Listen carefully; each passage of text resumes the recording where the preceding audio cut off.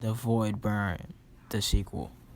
Great shards the size of mountains carved away and tumbled through the air, some falling to earth with apocalyptic impact, others drifting upward as if gravity had forgotten them. The golden light fractured into 1,000,000 prismatic shards, casting rainbows across a world that was learning, in real time, what it meant to be seen. Through the gaps, the void pressed inward. Not darkness. Darkness would have been comprehensible. This was something else. A depth that had texture, a blackness that moved, an emptiness that was somehow full of presence. It rippled, it pulsed, it reached toward the broken edges of the sky with something that might have been curiosity, or hunger, or love. In the streets of Solène, the child who had seen the first crack now stood frozen, staring upward as a fragment the size of a cathedral fell toward her district. Her mother was screaming somewhere behind her, but the sound seemed distant, unimportant. The child wasn't looking at the falling shard. She was looking at what was behind it. In the void, a pattern moved. Vast, slow, impossibly complex. It spiraled inward on itself in geometries that human mathematics had never imagined.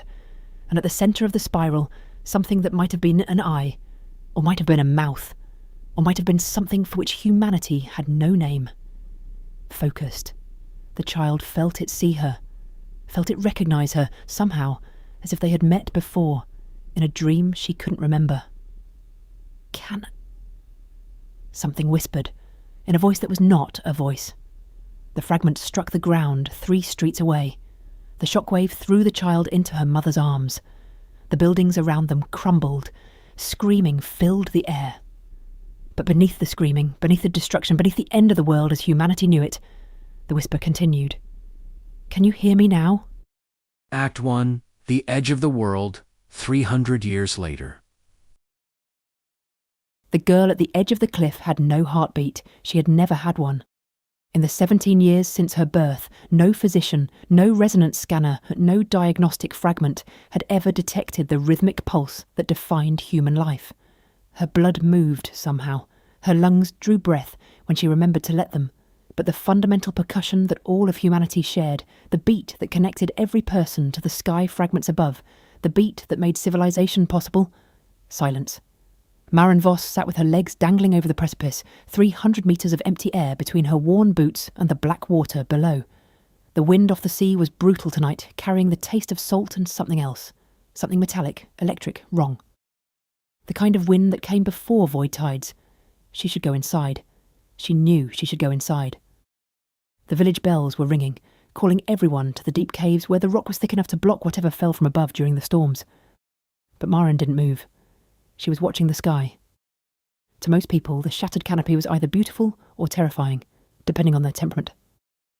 The billions of crystal fragments that hung in the upper atmosphere caught starlight and refracted it into an endless kaleidoscope of colour, golds and silvers and pale blues that shifted with the hours. At night, the gaps between fragments revealed the void beyond, and most people learned early not to look at those gaps too long. Maren had never understood why.